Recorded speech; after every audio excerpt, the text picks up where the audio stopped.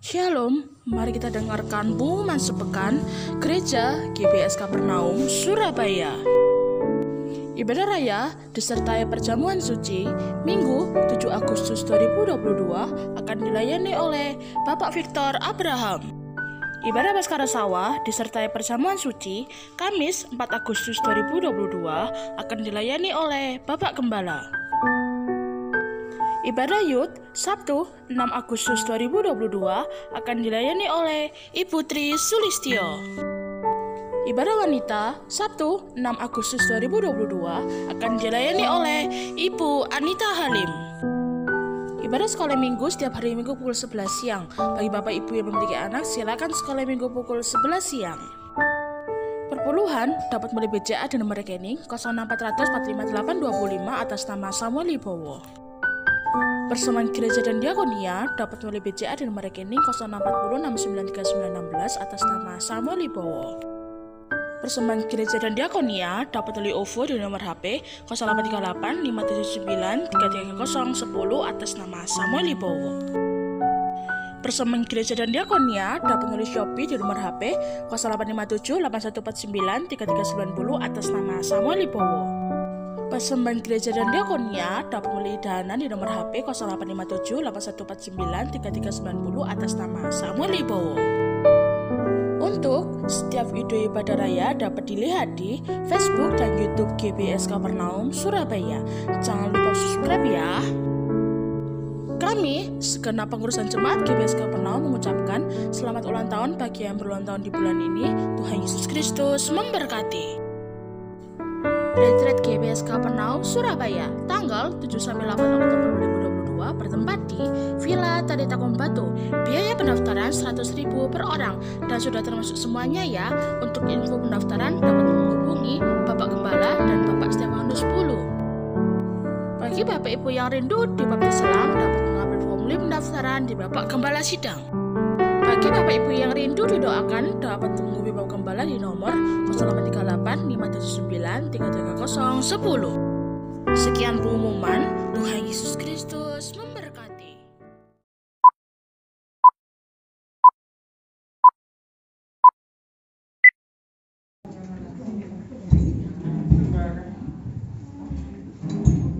Halo. Halo. Ini hari terindah buat kita ya. Sebelum kita ibadah, mari kita berdoa dulu. Kami mengucap syukur Tuhan untuk pagi hari ini Tuhan Yesus. Kau masih memberikan kesehatan buat kami Tuhan untuk datang ke gereja ini Tuhan untuk beribadah dengan Kau Tuhan Yesus. Berikan kami hati Tuhan, berikan kami roh-Mu Tuhan. Dalam saat ini Tuhan kami bisa lagi menyembah Kau Tuhan Yesus. Terima kasih. Saya percaya bahwa kasih-Mu selalu kami rasakan setiap hari Tuhan, setiap pagi dan merasakan kasih-Mu Tuhan. Kau berkati jemaat-Mu Tuhan Yesus yang saat ini untuk dalam perjalanan untuk beribadah di tempat ini Tuhan. Kau berikan keselamatan Tuhan dan bisa sampai di tempat ini dengan selamat Tuhan Yesus. Terima kasih. Kami siap memuji dan membesarkan nama Tuhan. Dalam nama Tuhan Yesus. Haleluya. Amin. Sebelum kita beribadah, mari kita memanaskan roh. Kita memanaskan roh kita dulu. Saya undang bagi berdiri. Siapa yang percaya bahwa kasih Allah itu tak berkesudahan setiap pagi? Kasih sorak-sorai buat Tuhan ya.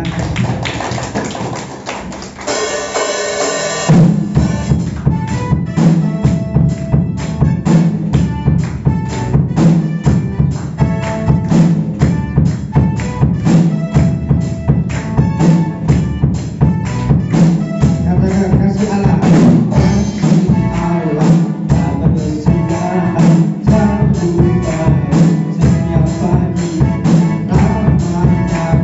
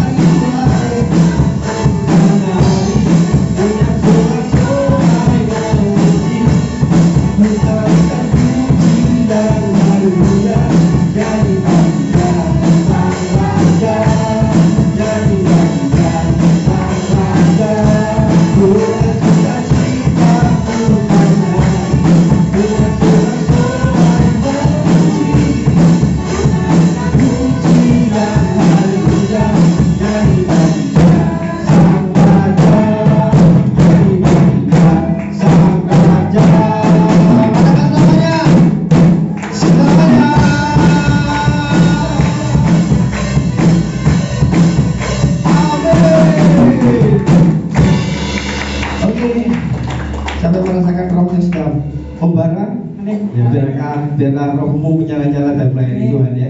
Silakan duduk kembali, mari kita persiapkan hati untuk menyembah Tuhan Yesus.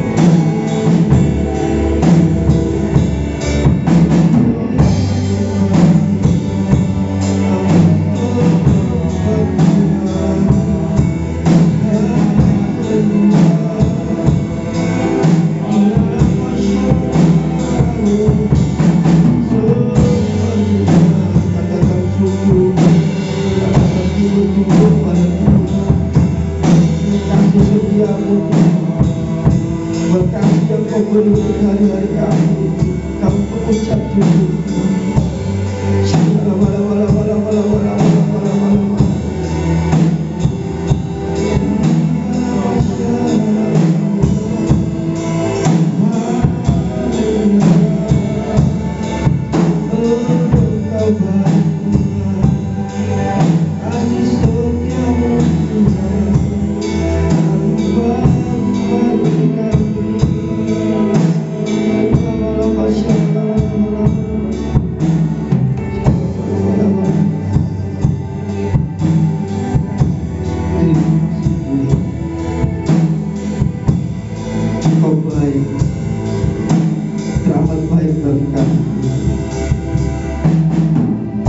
Menghiasi kehidupanku Tuhan, dengan kemurahan-Mu Tuhan Yesus.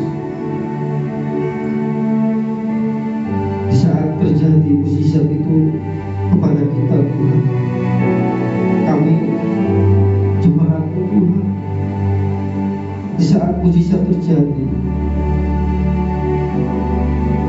atas hidup kami bisa katakan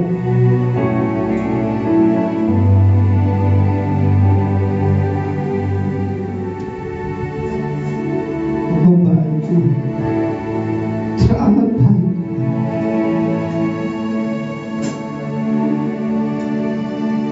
Tapi di saat kita tidak merasakan mukjizat itu, apakah kita bisa berkata Tuhan Yesus baik?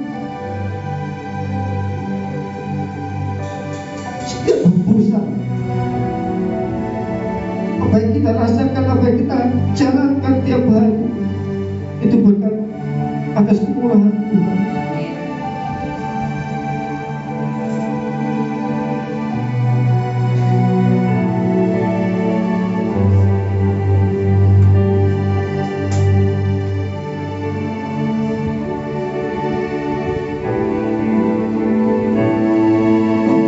Kau hiasi kehidupanku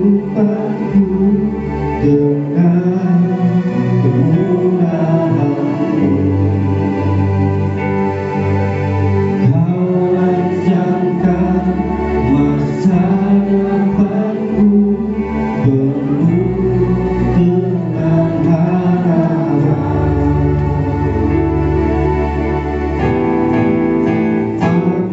ada saat ini, semuanya karena kasih-Mu. Aku hidup hari ini,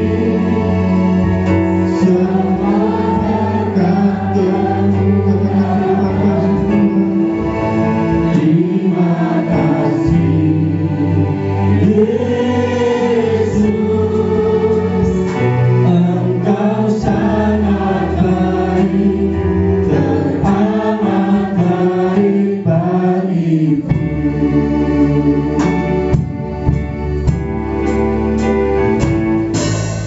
Kau hiasi kehidupanku dengan kemuliaan-Mu. Kau rancangkan masa depanku penuh dengan harapan. Aku ada saat ini, semuanya karena kasih-Mu. Aku hidup hari ini, semua berkat kemurahan-Mu. Terima kasih Yesus, Engkau sangat baik, teramat baik. Aku ada saat ini, semuanya karena kasih-Mu. Aku hidup hari ini, semua berkat kemurahan-Mu. Terima kasih Yesus, Engkau sangat baik, teramat baik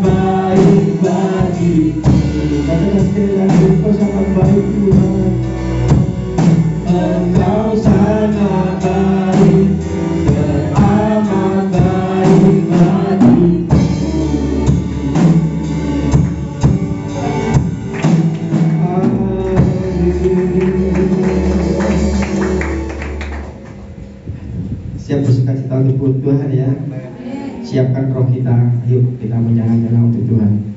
Siapa yang percaya bahwa Raja kita di atas segala raja? Lintas kaki. Rajaku Raja mulia loh.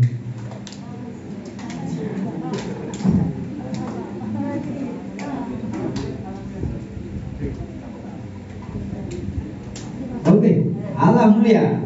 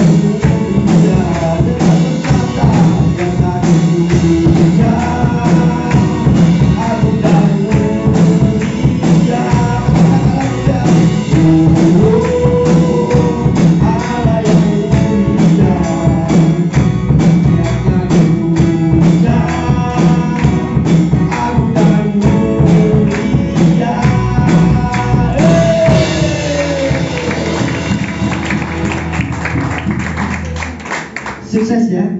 Latihannya benar susah ya. Puji Tuhan. Oke, ini lagu yang kedua lagi nih, yang latihannya susah juga ini ya. Nanti Allah mulia. Sekarang kita Raja mulia. Sama saja. Allah kita tetap mulia. Yesus mulia. Amin. Beri sorak-sorak buat Tuhan.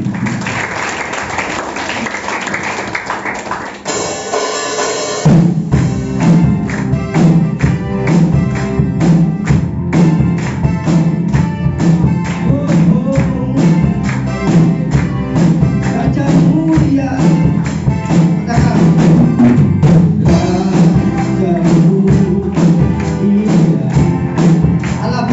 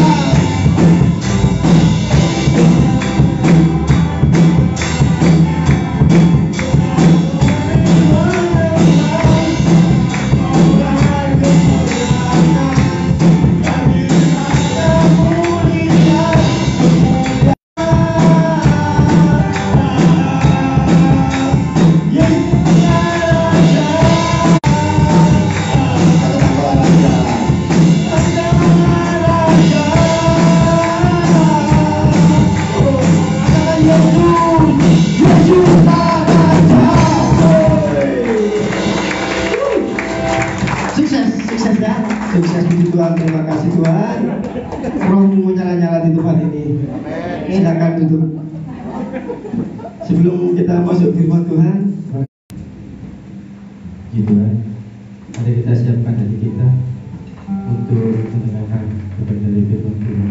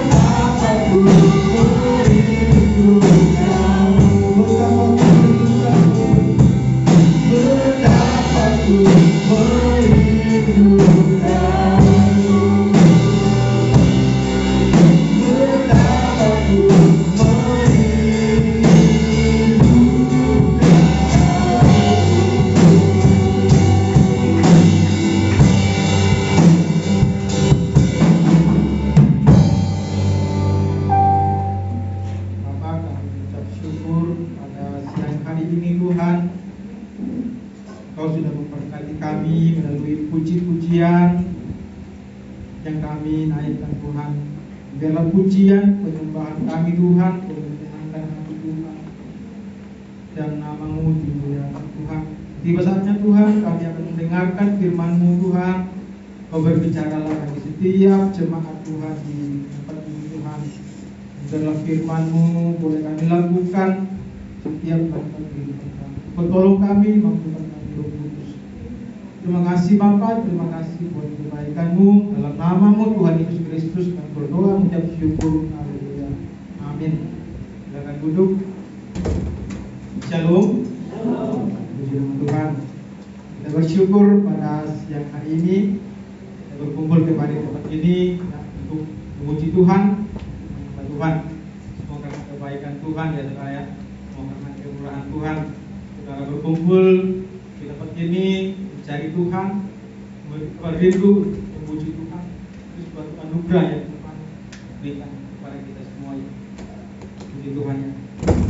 Ya, tema firman Tuhan pada siang hari ini yaitu selalu ada pengharapan bagi orang percaya. Jadi pengertian pengharapan ya.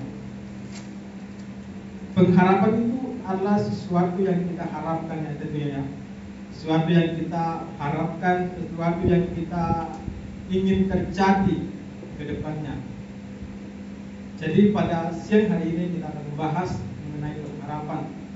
Pengharapan berpengharapan kepada Tuhan Yesus Kristus. Sebelum kita lanjut, mari kita baca firman Tuhan yang terdapat di Injil Markus. Injil Markus pasal 5 ayat 21 sampai ayat 43. Jadi ayatnya lumayan panjang ya. Jadi saya minta supaya kita bacanya bergantian. Kita membacakan ayat mulai dari ayat 21, saudara-saudari membacakan mulai dari ayat 22 sampai seterusnya. Kita menemukan ya. Oh ya, Markus pasal 5 ayat 21 sampai ayat 43. Berikutnya di situ Yesus membangkitkan anak Yairus dan menyembuhkan seorang perempuan sakit pendarahan. Ayat 1 dikatakan sesudah Yesus menyeberang lagi dengan perahu, orang banyak berbondong-bondong datang lalu mengerumuni dia sedang dia berada di tepi danau. Ayat 2 silakan berdua.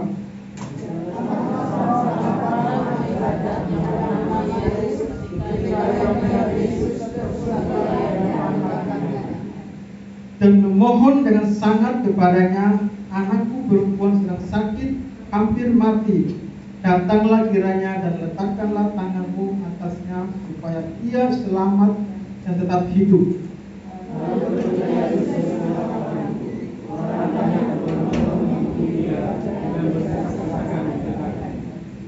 Adalah di situ seorang perempuan yang sudah 12 tahun lamanya menderita pendarahan.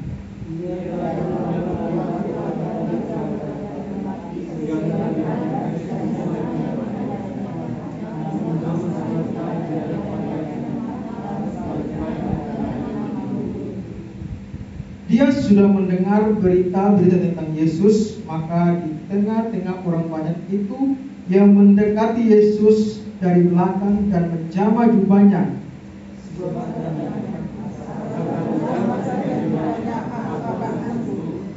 Seketika itu juga berhentilah pendarahannya dan ia merasa bahwa badannya sudah sembuh dari penyakitnya.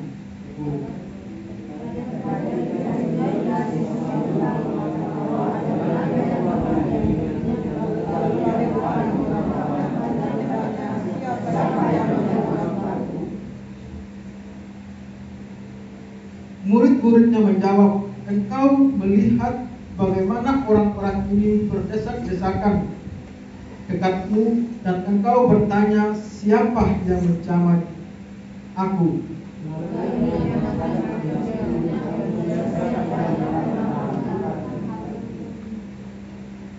perempuan itu yang menjadi takut dan gemetar, tidak perempuan itu yang menjadi takut dan gemetar ketika mengetahui apa yang telah terjadi atas dirinya, tampil dan tersungkur di depan Yesus dan dengan tulus memberitahukan segala sesuatu kepadanya.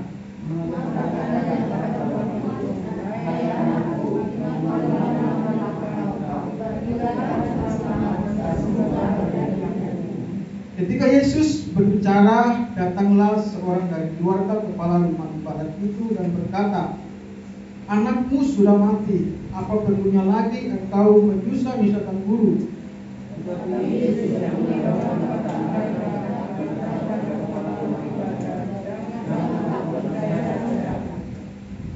Lalu Yesus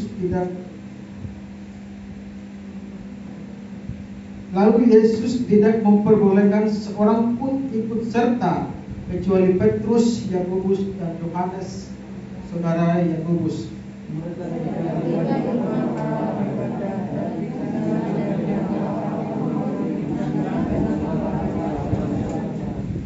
Sesudah ia masuk, ia berkata kepada orang-orang itu, "Mengapa kamu ribut dan menangis? Anak ini tidak mati, tetapi tidur."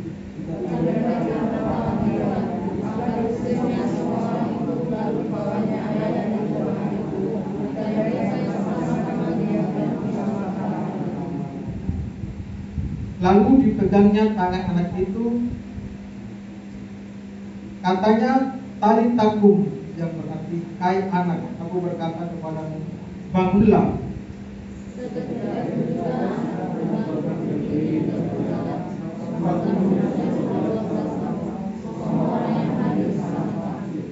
Dengan sangat ia berpesan kepada mereka supaya jangan seorang pun mengetahui hal itu. Lalu dia menyuruh mereka memberi anak makan. Amin buat firman Tuhan.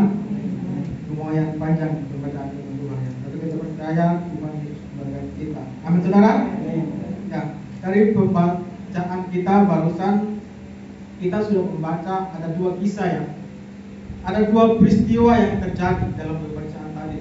Kisah yang pertama yaitu kisah seorang kepala rumah ibadat ya, di mana kepala rumah ibadat ini yang bernama Yairus datang kepada Yesus ya, datang kepada Yesus bahwa anaknya yang sakit itu sedang sakit parah. Dia datang kepada Yesus, tersungkur di bawah kaki Tuhan Yesus, memohon pertolongan Tuhan Yesus. Agar apa? Agar Tuhan Yesus itu datang menjamah anaknya yang sedang sakit parah. Lalu apa respon Tuhan Yesus?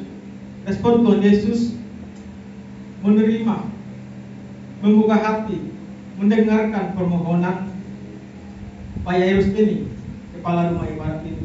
Akhirnya Yesus mengikuti kepala rumah ibadat untuk menuju ke rumahnya.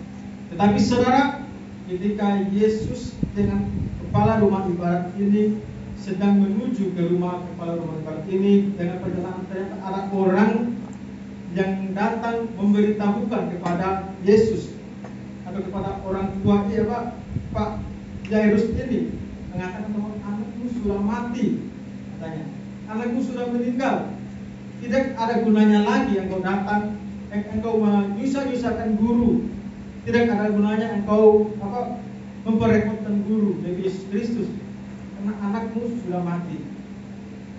Jadi dia berkata demikian saudara. Orang ini tentu sebagai orang tua ya, sebagai ayah, dia sudah berkorban, dia sudah lari-lari mencari pertolongan ya, mencari pertolongan, dan akhirnya dia sudah menemukan sesuatu sosok yang dapat menyembuhkan dia, anaknya. Dan dalam perjalanan dia mendengar kabar bahwa anaknya sudah mati. Kalau kita berada di posisi Pak Yairus ini ya, kepala rumah ibadat, pasti kita sangat terpukul ya, pasti kita sangat langsung patah semangat, langsung kita berkata percuma, karena perjuanganku, harapanku ternyata sia-sia. Tapi saudara, apa kata Yesus? Dia berkata, jangan takut, percaya saja. Saudara, ajaib ya ketika Tuhan Yesus berkata jangan takut, percaya saja. Jadi kata-kata ini saudara menguatkan bapak ini, menguatkan hatinya yang tadinya karena mendengar kabar bahwa anaknya sudah mati. Ketika Yesus berkata jangan takut, percaya saja, dia langsung kuat, dia langsung percaya bahwa ada harapan gitu.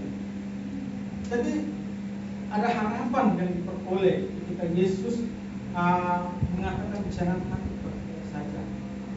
Dan setelah itu mereka berangkat ke rumahnya dan ditemui bahwa anak itu sudah ditangisi, semua orang sudah berteriak ya, sudah meninggal. Lalu Yesus berkata, kenapa kamu menangis? Katanya, anak itu tidak mati, katanya. Lalu mereka menertawakan dia tadi. Mereka menertawakan dia seolah-olah ya. Orang ini berkata, engkau gila. Ya. Mereka berkata kepada Yesus, engkau gila. Apakah kamu pikir kami ini bodoh? Kalau mereka berkata seperti demikian ya. Karena mereka sudah melihat dengan mata kepala bahwa anak itu sudah tidak bernyawa ya. Anak itu sudah tidak bernyawa. Dan mereka, Yesus datang berkata, anak itu tidak mati. Dan mereka menertawakan dia. Lalu apa? Yesus mengusir mereka ya. Yesus mengusir mereka. Diajaknya lah orang tua perempuan ini, dia masuk. Dia berkata, talitakum, yaitu artinya, hai anak, bangunlah. Jadi luar biasa. Seketika itu, anak itu langsung bangun, langsung diberi makan. Maka apa? Maka takjublah orang yang menyaksikan itu. Maka takjublah orang-orang yang menertawakan dia tadi, menertawakan itu. Maka mereka heran-heran, ajaib, luar biasa ya, perbuatan Tuhan. Luar biasa keajaiban Tuhan. Saudara, dari kisah ini ya, itu mengisahkan bahwa sesuatu orang yang datang sungguh-sungguh yang tersungkur kepada Tuhan Yesus, meskipun tidak ada harapan lagi ya. Kalau kita mungkin sungguh-sungguh, tetapi kita lihat bahwa tidak ada harapan lagi. Tetapi Tuhan Yesus pada siang hari ini mau berkata kepada kita, jangan takut. Tuhan percaya saja bahwa ketika engkau benar-benar sungguh-sungguh datang tersungkur kepada Tuhan Yesus, engkau pasti punya harapan. Tuhan Yesus tidak akan membiarkan kita. Dia akan memberikan kita kekuatan. Jangan takut, kata firman Tuhan, percaya saja. Artinya bahwa Yesus ini mau berkata kepada Pak Yairus atau berkata kepada kita bahwa jangan takut, aku adalah sumber kehidupan. Mengapa kau takut? Jadi Pak Yairus ini mau berkata, Pak Yesus ini mau berkata kepada Pak Yairus atau kepada Tuhan Ibadat ini, jangan takut, aku adalah sumber kehidupan. Tuhan Yesus ya. Jadi demikian saudara, pada saat ini apa yang menjadi persoalan saudara, apa yang menjadi pergumulan saudara, entah apa yang menjadi harapan saudara, tetap percaya. Apa yang kau harapkan, Tuhan Yesus berkata, jangan takut, tetap percaya, tetap beriman dalam Tuhan Yesus. Maka apa? Maka Tuhan Yesus sedang turun tangan. Maka Tuhan Yesus yang mengerjakan, kita cuma percaya, kita cuma mengandalkan Tuhan. Maka Tuhan Yesus yang bekerja ya. Jadi dia yang melakukannya, bukan kita. Tugas kita yaitu hanya percaya, beriman kepada Tuhan Yesus. Itu peristiwa yang pertama ya. Nah, peristiwa yang kedua, kisah yang kedua yang baru kita baca itu kan seorang perempuan yang sedang sakit pendarahan ya. Tadi kita sudah baca bahwa ada seorang perempuan ketika Yesus menuju ke rumah kepala rumah ibadat ini, ternyata dalam gerombolan orang banyak yang mengikuti Yesus itu ada seorang perempuan di situ. Dan seorang perempuan ini mengalami sakit penyakit pendarahan selama 12 tahun lamanya. Ya. Selama 12 tahun saudara dia mengalami sakit pendarahan, ya, sakit penyakit. Dikatakan di firman Tuhan dia sudah melakukan berbagai macam cara, dia sudah membayar, dia sudah menghabiskan semua yang ada padanya, hartanya, semua yang dia miliki dia sudah habiskan untuk berobat, datang kepada tabib. Tetapi apa yang terjadi? Keadaannya semakin apa? Semakin memburuk, saudara. Semakin tidak ada harapan.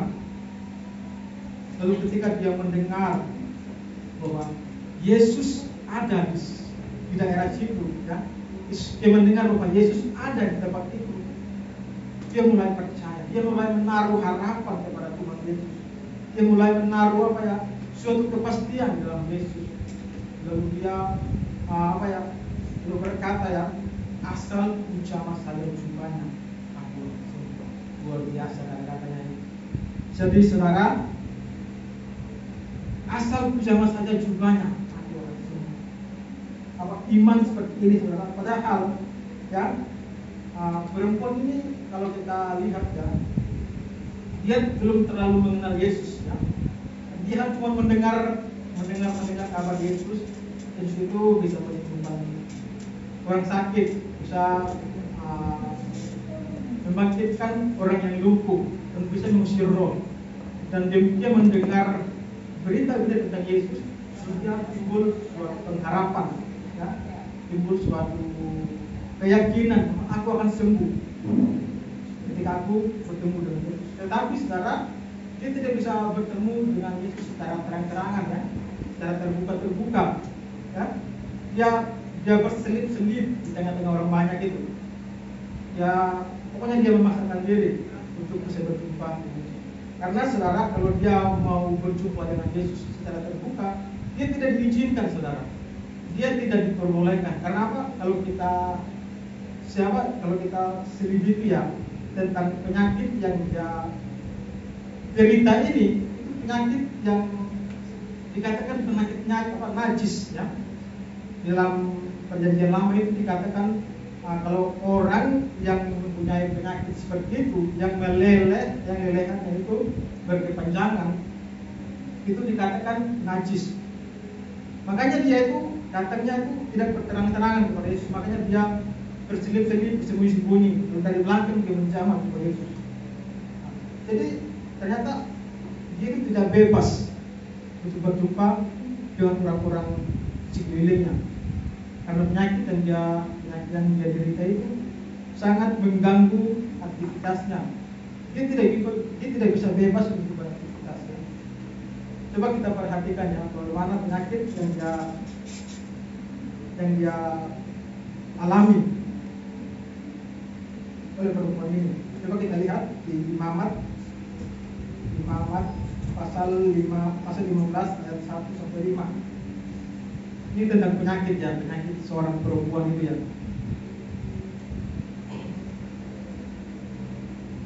Dikatakan di Imamat pasal 15 ayat 1 sampai 5, Tuhan berfirman kepada Musa dan Harun, terus berbicaralah kepada orang Israel dan katakan kepada mereka, apabila aurat seorang laki-laki mengeluarkan lelehan, maka najislah dia pada lelehan itu. Beginilah kenajisannya berhubung dengan lelehan itu. Bila auratnya membiarkan lelehan itu mengalir, atau bila auratnya menahan sehingga tidak mengeluarkan lelehan, maka itulah kenajisan. Setiap tempat tidur yang ditiduri orang yang mengeluarkan lelehan itu terjadi najis, menjadi najis. Dan setiap barang yang didudukinya menjadi najis juga. Setiap orang yang kena kepada tempat tidurnya haruslah mencuci pakaiannya, membasuh tubuhnya dengan air, dan ia menjadi najis sampai matahari terbenam. Bayangkan, saudara, selama 12 tahun perempuan ini dikucilkan, saudara. Selama 12 tahun dia terkurung di kamar, saudara. Karena apa? Karena hukum seremonial pada zaman itu, ya, itu melarang orang yang sedang, kalau kata kiri, ya, kata bulan, kan? Dan ini kata-kata datang bulan. Nah, melarang bahwa kalau ada yang datang bulan itu harus dipisahkan sampai dia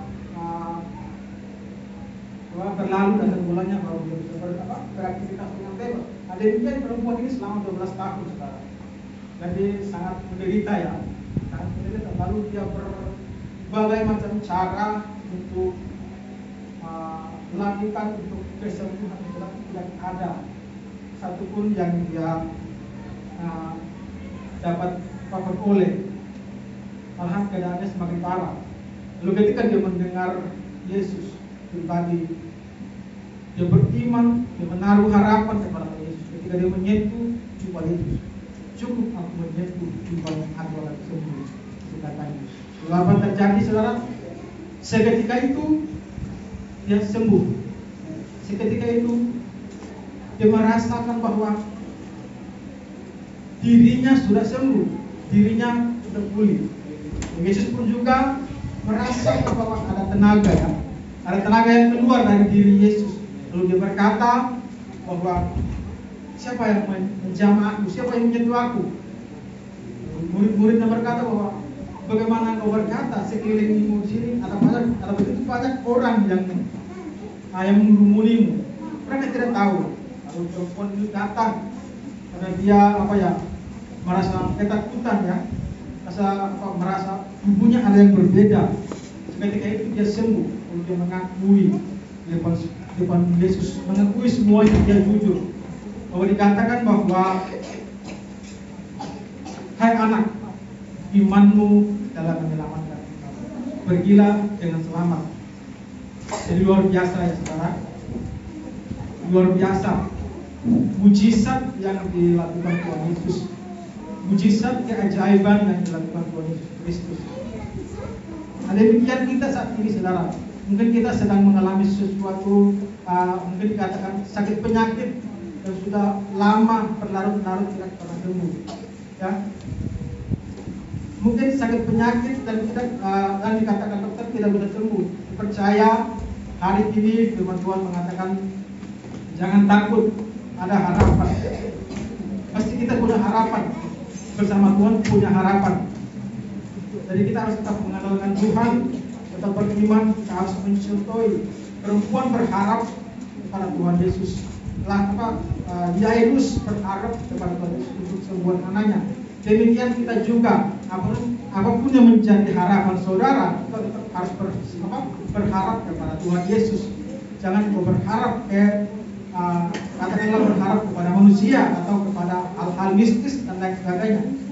Kalau kita berharap kepada manusia atau hal-hal mistis lainnya, maka celakalah kita. Itu tidak ada faedahnya, kita tidak ada gunanya lagi, ya. Jadi firman Tuhan pada siang ini mengajarkan kita supaya kita menaruh berpengharapan kepada Tuhan Yesus, beriman di dalam Tuhan Yesus Kristus, ya. Nah, di dalam berpengharapan di sini ternyata ada 3 hal yang kita harus lakukan, 3 hal yang kita harus perlu perhatikan. Yang pertama apa? Yang pertama ada di ayat 22, teman. Yang pertama itu datang tersungkur di bawah Tuhan Yesus. Markus 5 ayat 22 23.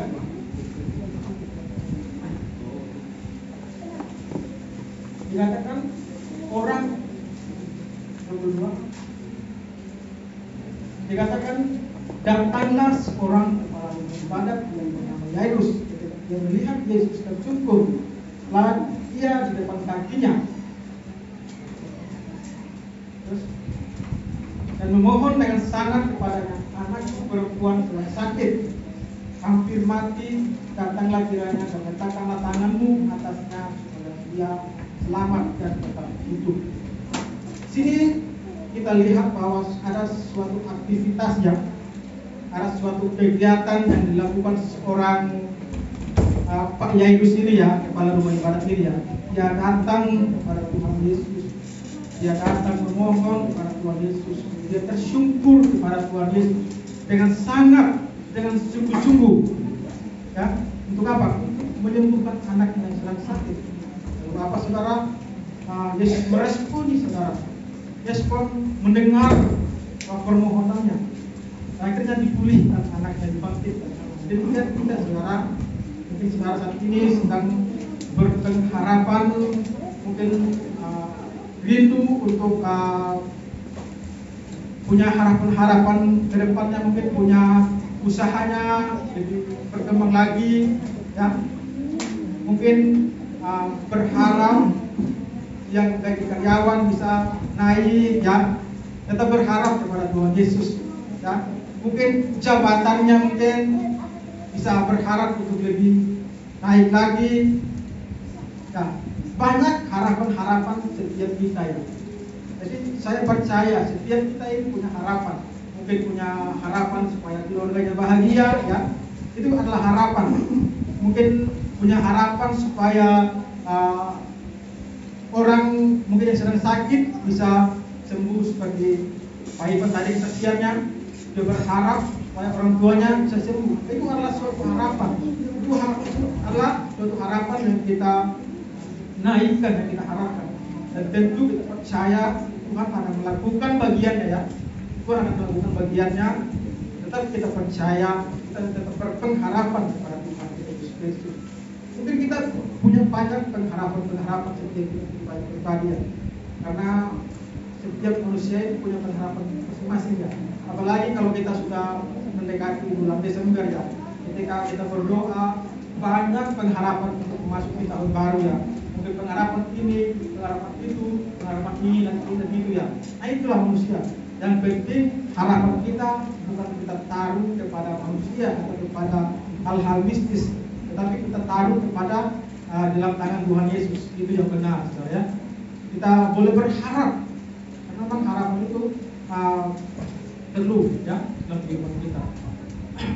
Ya, jadi kita tetap harus berharap pada Tuhan Yesus, tetap berdoa kepada Tuhan Yesus, ya. Tetap meminta pertolongan Tuhan Yesus, tetap mengandalkan Tuhan Yesus, ya. Karena setiap apa yang kita harapkan, setiap apa yang kita minta, maka kita akan memperoleh, ya. Apa yang firman Tuhan mengatakan, mintalah maka akan diberikan, ya. Carilah maka akan mendapatkan, ya. Ketuklah maka pintu akan dibukakan, ya. Itu ada di Matius pasal 7 ayat 7 sampai 8. Coba buka.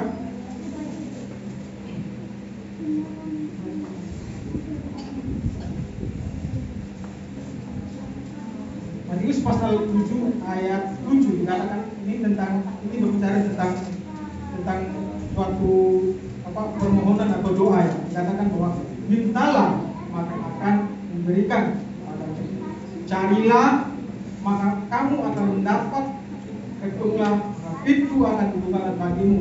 Terus karena setiap orang yang meminta menerima, setiap orang yang mencari mendapat, setiap orang yang mengetuk baginya pintu dibukakan. Amin. Jadi saudara di sini memberitahukan, mengajar kepada kita, firman Tuhan mengingatkan kepada kita supaya kita meminta. Dikatakan firman Tuhan, mintalah maka kamu menerimanya, carilah maka kamu mendapatkan, ketuklah maka pintu akan dibukakan bagimu. Jadi itu ada pada kita. Ketika kita datang kepada Tuhan, maka engkau pasti akan mendapatkan sesuatu yang kita. Karena firman Tuhan yang mengatakan, bukan saya yang mengatakan, firman Tuhan yang mengatakan. Jadi ketika kita datang kepada Tuhan, perlu yang namanya iman. Perlu yang namanya iman, kepercayaan, ya. Jadi ketika kita meminta, bukan hanya kita minta itu saja, tapi perlu yang namanya iman. Ketika kita meminta, kita harus percaya bahwa kita sudah mendapatkan, ya. Kita harus percaya bahwa kita sudah menerimanya. Itu firman Tuhan katakan. Jadi boleh kita minta apa saja yang kita minta, tetapi waktunya itu waktu Tuhan yang tentukan, waktu Tuhan, bukan waktu kita, ya. Kita mungkin maunya cepat-cepat, instan, ya. Maunya hari ini minta, besok dapat. Ada saudara yang hari ini minta, tapi jarang-jarang, ya. Tetapi kita percaya apa yang kita minta itu pasti akan ada jawaban. Karena apa? Karena firman Tuhan yang mengatakan, firman Tuhan tidak berbohong, firman Tuhan itu pasti ya dan amin, ya. Jadi kita boleh meminta harapan apapun yang kita harapkan ke depannya, boleh kita minta, karena firman Tuhan mengatakan mintalah akan mendapatkan. Jadi kita harus percaya.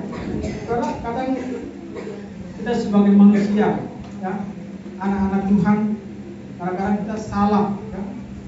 Kita salah tempat, ya.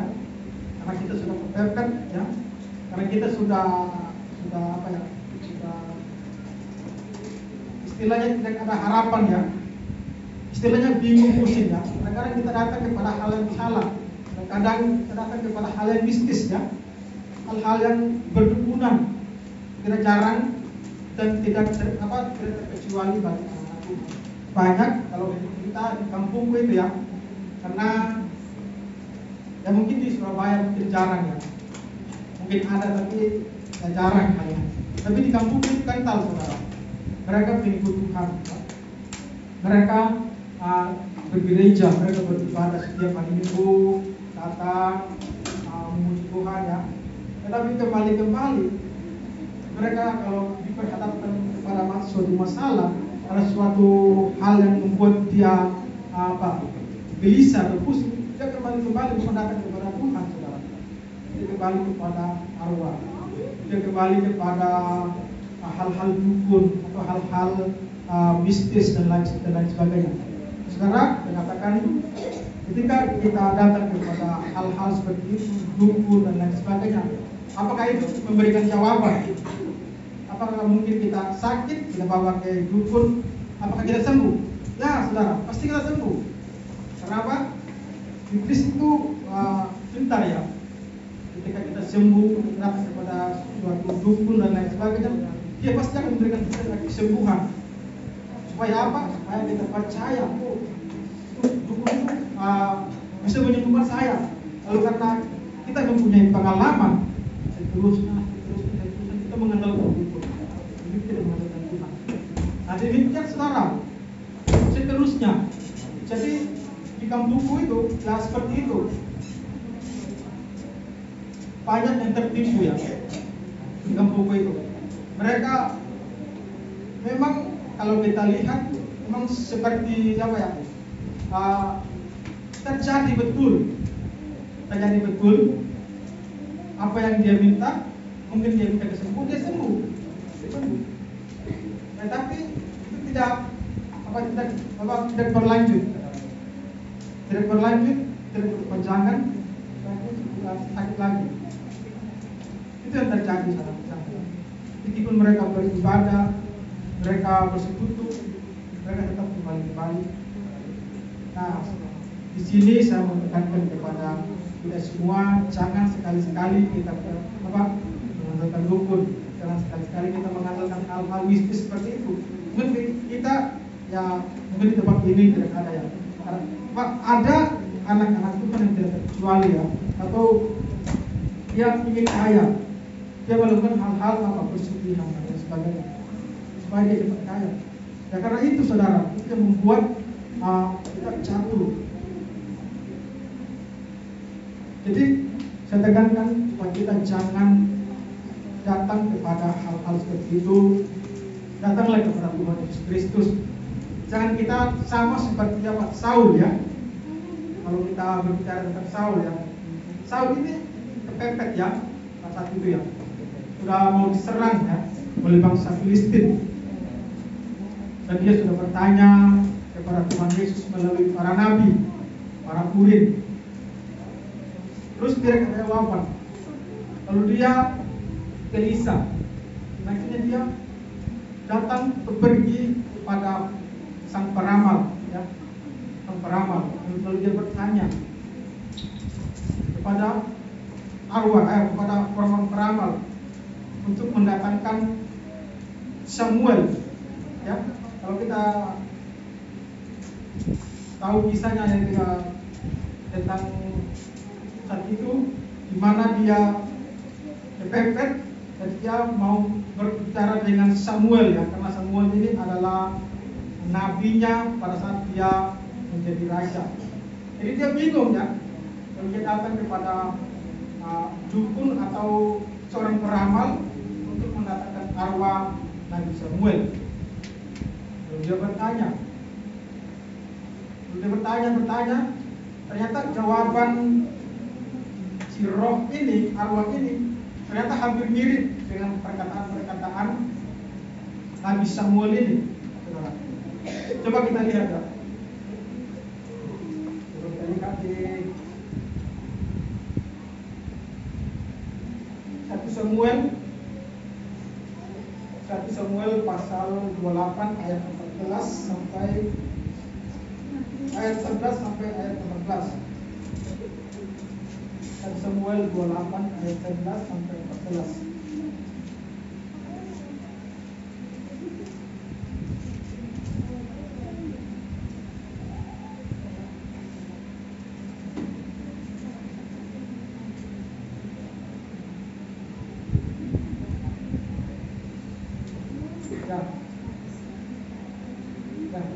Dikatakan sesudah itu bertanyalah perempuan itu, siapakah yang harus kupanggil supaya muncul kepadamu?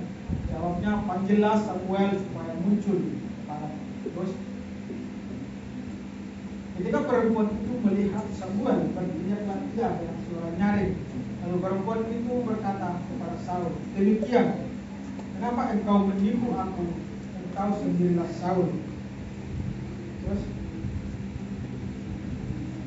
13, maka berbicaralah raja kepadanya, janganlah takut, tetapi apakah yang kau lihat? Perempuan itu menjawab Saul, aku melihat sesuatu yang ilahi muncul dari dalam bumi. Kemudian bertanyalah ia kepada perempuan itu, bagaimana rupanya? Jawabnya adalah, ada seorang tua muncul berselubung dan jubah. Maka tahulah Saul bahwa itulah Samuel. Lalu berlututlah dia dengan mukanya sampai ke tanah dan sujud di mata. Jadi di sini saudara dikatakan bahwa Saul itu datang kepada seorang peramal untuk bertemu dengan Samuel. Tetapi di sini kalau kita baca ya, seperti seolah-olah itu adalah Samuel sendiri ya. Itu seperti Samuel yang kita baca. Nah itulah. Tetapi saya katakan ini bukan Samuel. Jangan kita keliru membaca Alkitab ini. Jangan kita keliru karena dikatakan tadi kalau kita kembali ke bawah, dikatakan, aku melihat sesuatu yang ilahi muncul dari dalam bumi. Ya, kita tahu yang ilahi yang datangnya dari Tuhan itu bukan datangnya dari bumi ya, dasar bumi. Kita tahu bahwa datangnya dari atas. Itu. Jadi itu bukan Samuel, melainkan roh, arwah, setan yang menyerupai Samuel, yang menyerupai Samuel. Karena setan itu bukan maha tahu ya, dia itu tahu ya bahwa Saul itu akan pergi ke peramal, maka dia menyusun, pasti dia menyusun rencana saudara. Ya, aku harus membuat supaya Saul itu percaya bahwa Samuel itu yang datang, padahal itu arwah. Karena dia tahu bahwa setan itu bisa mencari-cari perbuatan kita yang akan kita lakukan ke depan, dan tentu setan pasti tahu bahwa Saul ini akan pergi ke seorang peramal, dan tentu di situ pasti setan akan menyerupai Samuel supaya dia percaya bahwa itu adalah Samuel. Supaya Saul itu percaya bahwa itu adalah Samuel yang menjumpai dia, padahal itu adalah arwah. Karena kita tahu bahwa Allah itu pasti tidak akan mengizinkan ya arwah Samuel itu berjumpa dengan Saul, karena dia sudah menolak, dia sudah tidak mau berbicara lagi dengan Saul sebelumnya. Lalu dia datang dan lalu dia mengutus lagi Samuel. Lalu tidak seperti itu ya saudara. Jadi iblis itu hanya menipu. Dan kita jangan mau ditipu, kita jangan mau tertipu ya. Jadi saya katakan lagi, tetap andalkan Tuhan dalam kehidupanmu. Jangan andalkan hal-hal seperti itu, karena itu bisa membuat kita celaka. Ya. Tetap percaya kepada Tuhan Yesus, tetap andalkan Dia. Terus hal yang kedua yang kita harus lakukan di dalam berpengharapan yaitu jangan takut, percaya saja. Ya. Tadi saya sudah jelaskan ya. di ayat 35 sampai 36. Coba buka.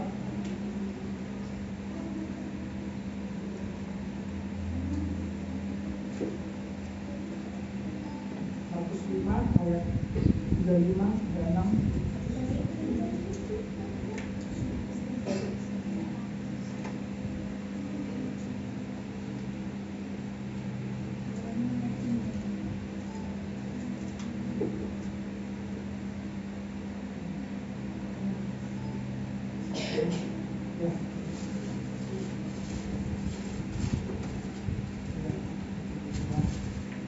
Katakan ketika Yesus masih berbicara, datanglah orang dari keluarga kepala rumah ibadat itu dan berkata, anakmu sudah mati, apa perlunya lagi engkau menyusahkan guru? Terus dan Yesus tidak menghiraukan perkataan mereka dan berkata kepada kepala rumah ibadat itu, jangan takut. Demikian saudara, firman Tuhan mengatakan kepada kita jangan takut, percaya saja. Tetapi sering terjadi kepada kita, saudara-saudara, karena kita takut, karena kita gelisah, karena kita khawatir. Nah, itu yang membuat iman kita itu goyah. Iman kita itu sesuatu yang kita harapkan ini tidak terjadi, saudara. Karena kita masih takut, masih khawatir. Kita meminta ini, aduh, atau tidak ya, Tuhan kasih atau tidak ya. Kita meminta itu, jangan-jangan Tuhan tidak mendengar doaku. Aduh, jangan-jangan ini panjang ya. Jadi itu yang membuat kita itu kadang-kadang tidak ada jawaban ini ya. Jadi kadang-kadang kalau kita berdoa, kalau tidak ada jawaban, itu bersih diri kita sendiri. Apakah kita sudah benar-benar percaya? Apakah benar-benar kita sudah meyakini Tuhan akan menolong kita? Atau kita masih berkata, jangan-jangan Tuhan tidak mau kasih, jangan-jangan Tuhan tidak mau mendengar doaku. Itu yang parah, saudara ya. Jadi ketika engkau berdoa, ketika engkau meminta, kau datang kepada Tuhan, jangan buanglah jangan-jangan itu. Katakanlah pasti saya dapat, karena di dalam Tuhan ada pengharapan ya. Di dalam Tuhan ada suatu jaminan. Ketika kita berkata pasti, maka itu akan terjadi. Pasti disertai iman, itu akan terjadi ya. Di dalam Yeremia 29 dikatakan, Yeremia pasal 29 ayat 11.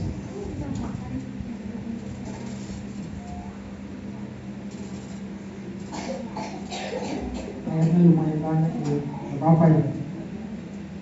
Ayat 11, Yeremia 29 ayat 11 dikatakan, sebab aku ini mengetahui rancangan apa yang ada padaku mengenai kamu. Demikianlah firman Tuhan, yaitu rancangan damai sejahtera dan bukan rancangan kecelakaan, untuk memberikan kepadanya hari depan yang penuh harapan. Ini perkataan firman Tuhan ya.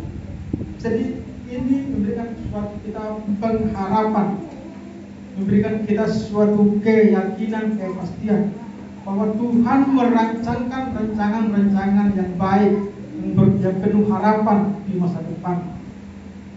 Jadi kita sebagai orang yang percaya, kita harus percaya, kita harus yakini bahwa Tuhan Yesus itu menyertai kita. Dia tidak meninggalkan kita, saudara. Karena Dia yang mengatakan sendiri, Dia akan memberkati kita. Tapi kadang-kadang kita ini yang membuat berkat itu terhalang.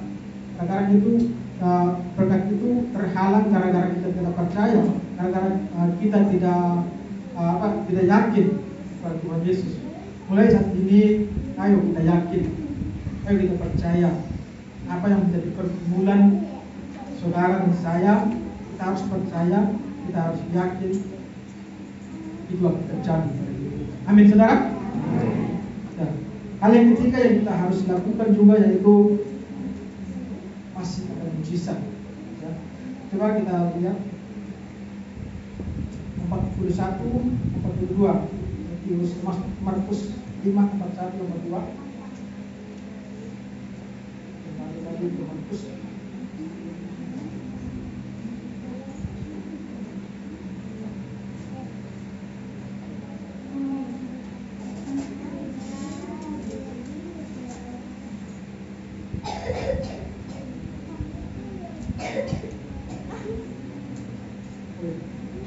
Lalu dipegangnya tangan anak itu, katanya talitakum, yang berarti, hai anak, aku berkata kepadamu, bangunlah. Terus seketika itu juga anak itu bangkit, berdiri dan berjalan. Sebab umurnya sudah 12 tahun. Semua orang yang hadir sangat takjub. Jadi sangat luar biasa. Mujizat, keajaiban yang Tuhan nyatakan di tengah-tengah orang itu ya, sangat luar biasa ya. Kalau terjadi pada zaman saat ini ya, kalau ada orang yang sudah mati terus dibangkitkan, apa yang kita buat? Pasti itu merasa sangat heran ya. Wih, luar biasa ya. Wih, pasti kita terheran-heran, pasti kita takjub berbuat seperti itu ya. Tapi yang dapat melakukan hal seperti itu hanya Tuhan Yesus, saudara. Hanya Tuhan Yesus yang dapat melakukan. Dan juga orang percaya. Kenapa? Karena Tuhan sudah memberikan kita kuasa. Ya? Tuhan juga sudah memberikan kita kuasa untuk apa? Untuk dapat menyembuhkan orang sakit, dapat menepang tangan kepada yang sakit sembuh. Ya? Coba kita lihat ya di Matius pasal 10. Matius pasal 10 ayat 1.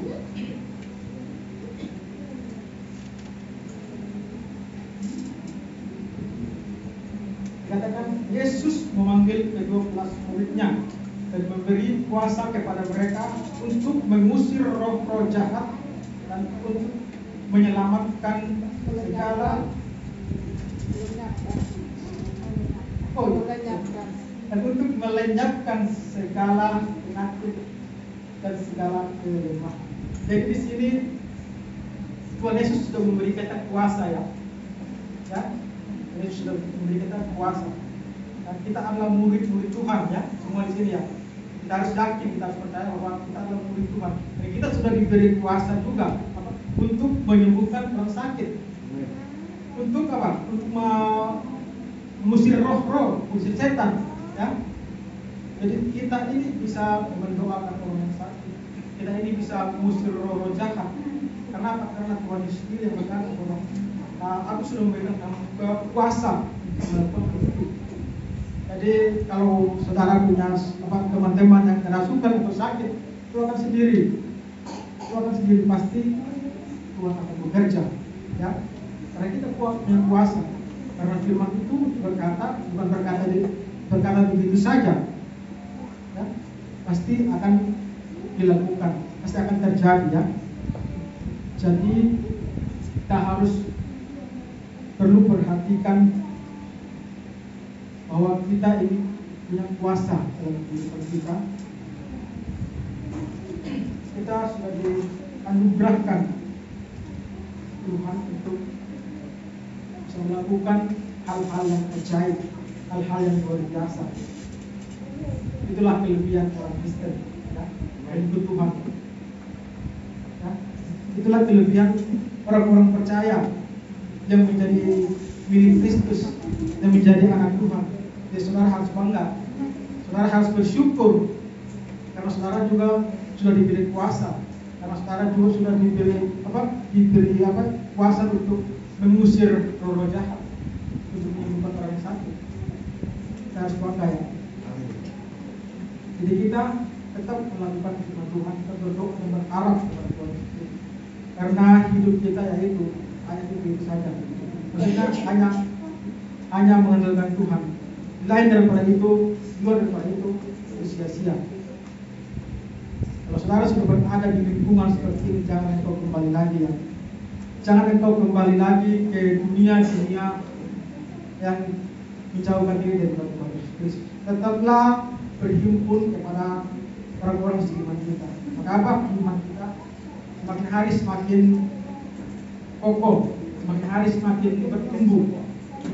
Ya, mungkin itu yang dapat saya berikan. Tetap kita belajar dari 3 hal, yaitu pertama datang dan bersyukur kepada Tuhan Yesus, berdoa, datang kepada meminta pertolongan Tuhan dan menaruh pengharapan saudara kepada Tuhan Yesus. Yang kedua adalah jangan takut.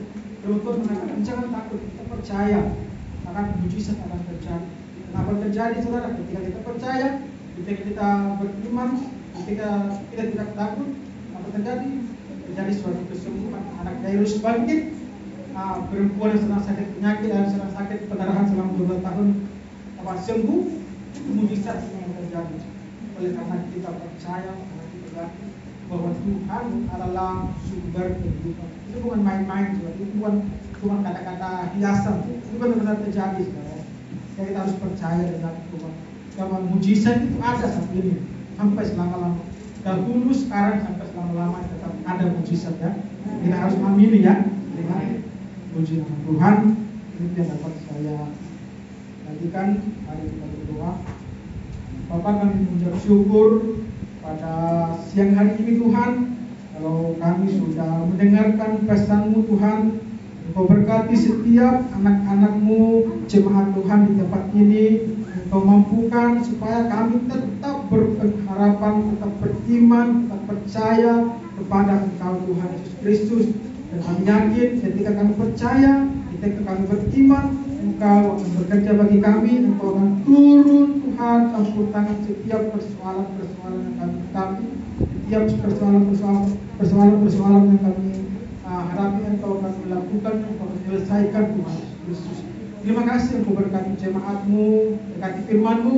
Biarlah firman-Mu Tuhan boleh menjadi kekuatan, boleh menjadi bermakna dalam kehidupan kami. Kami boleh lakukan dan kami boleh praktekkan dan kami boleh menumbangkan tangan kami. Orang yang sakit akan sembuh. Kami bisa Tuhan mengusir roh-roh jahat dan firman-Mu pasti akan terjadi. Terima kasih dalam nama-Mu Tuhan Yesus Kristus kami berdoa dan mengucap syukur. Haleluya. Amin. Saya kembalikan kepada saudarinya.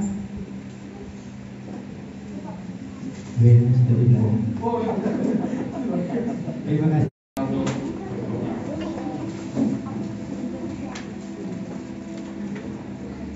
Tuhan Yesus, kami ucap syukur Tuhan untuk ibadah raya pada siang hari ini. Saya percaya kuasa-Mu kita bisa dibatasi oleh ruang dan waktu. Tuhan Yesus, Kau berkati jemaat-Mu yang sudah hadir pada siang hari ini.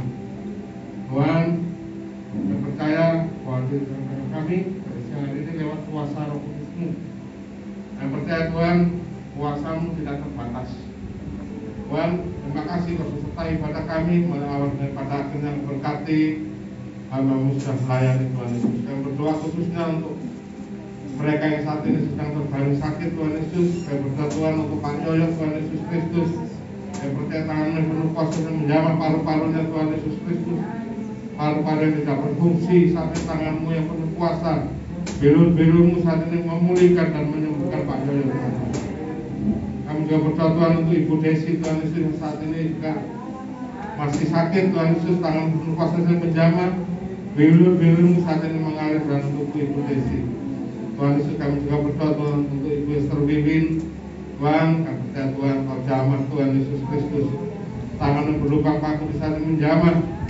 Belur-belur memulihkan dan menyembuhkan Tuhan Yesus Ibu Esther Wiwin. Kami percaya saat ini mereka sudah menerima kesembuhan daripada Tuhan. Kami bersatu hati Tuhan Yesus Kristus. Kami berdoa Tuhan Yesus, kata anak-anakmu saat ini juga sedang sakit Tuhan Yesus Kristus. Kau sendiri Tuhan yang menjamah dan memulihkan Tuhan Yesus. Terima kasih Tuhan. Tuhan Kau berkati hamba-Mu Pak Stephen yang sudah menyampaikan pesan firman-Mu. Kau berikan kami iman yang semakin kokoh dalam Tuhan Yesus. Kau berkati Stephen Tuhan Yesus dan pelayan semakin patuh rapi berkaitan pekerjaan, kesehatan, rumah tangganya. Berkati istrinya, Susan yang saat ini sedang hamil, Kau sama Tuhan Kau berkati kandungannya supaya cepatnya melahirkan dengan selamat Tuhan Yesus. selamat semua dalam penyakit kehidupan. Kau berkati Tuhan Yesus Kristus untuk akibat dan bumi yang sudah mengikuti pujian. Kau berkati dalam usaha pekerjaan dan pelayanan sebagai pantu rapi dan kesehatan dalam Tuhan pelayan dalam rumah tangga mereka. Kau berkati anak-anak mereka Tuhan Yesus, Pak Melody dan Sandra dalam sekolahnya, beri kesehatan kepada berkati pelayanan mereka Tuhan Yesus. Kau berkati juga Tuhan Yesus Pak Ivan yang sudah melayani sebagai singer. Kau berkati dalam pelayanan sebagai pantu rapi anakmu, berkati dalam kuliahnya, dalam kesehatannya Tuhan Yesus Kristus. Terima kasih Tuhan. Kau berkati Tuhan Yesus buat anakmu yang saya sudah melayani di bagian LCD. Kau berkati dalam pelayanan dengan pantu rapi anakmu, berkati dalam sekolahnya, beri nikmat kesehatan daripada Tuhan Yesus. Kau berkati Andreas sudah melayani di bagian sosial. Kau berkati dalam pelayanan dalam pekerjaan kesehatannya Tuhan. Kau berkati anak-anakmu sudah melayani di Tuhan sebagai kolektor. Kau berkati Horas dan Tuhan Yesus anakmu. Kau berkati Tuhan dalam studinya, dalam kuliah mereka, dalam pelayanan mereka. Pastor Rabi Tuhan Yesus Kristus, beri kesehatan, kekuatan dan badan. Terima kasih Tuhan. Kau berkati tangan-tangan dan memberikan persembahan. Kau kembalikan berkat berlipat kali ganda. Tuhan Yesus, kau tutup bungkus dalam kuasa darahmu, tutup bungkus di keluarga, kesehatan atas benda bersama kami. Kau saudara-saudara saya, telah kami kembangkan penyakit rendah. Berdasarkan kuasa pasal 8 Mesik 1 serang kali penafis 8. Jauhkanlah salah wabah corona, penyakit bahaya, penyakit menular, dan mematikan memori Tuhan, hancurkan patahkan dalam nama Tuhan Yesus. Tuhan, bantuan kau curahkan berkat uang, makanan, pakaian, kesehatan, berkat damai sejahtera, penjagaan sampai dalam kehidupan kami. Mari kita terima berkat Tuhan dengan berkat dari Allah Bapa, kasih dari Tuhan Yesus Kristus, serta penyertaan Roh Kudus. Dan saya menyertai kami saat ini sampai selama-lamanya. Mari kita berdoa. Bapa kami yang di surga, dikuduskanlah nama